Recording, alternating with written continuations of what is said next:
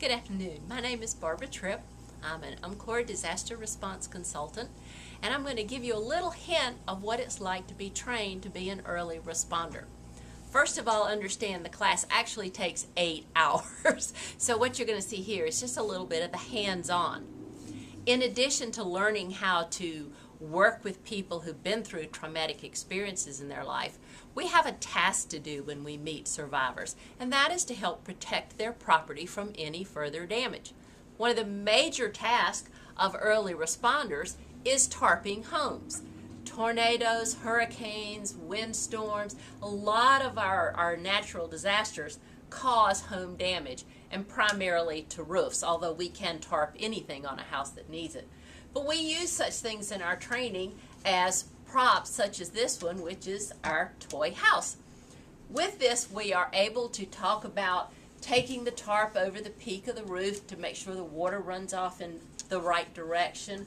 We talk about how to stabilize the tarp by wrapping it with our lath strips, and how far apart do we put the screws when we attach it.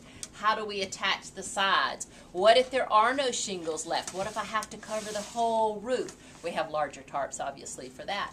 But we can use these to talk about and show early responders how to do it right. Because if we don't put it on right and it blows off in the next storm, then we really haven't done our job very well.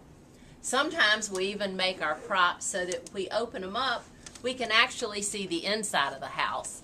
And then we can talk about what stays and what has to be removed in a house that's been flooded.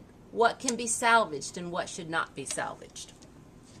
We do talk about chainsaws. It's a hot topic for early response teams. We do not teach them how to operate them. We talk about chainsaw safety for people who have to work around them. If you want to operate a chainsaw on a United Methodist early response team, you have to go get properly trained. We have a manual.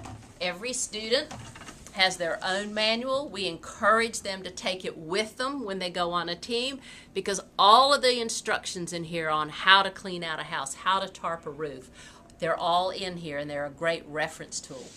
The other thing we encourage our teams to do is to go green in more ways than one.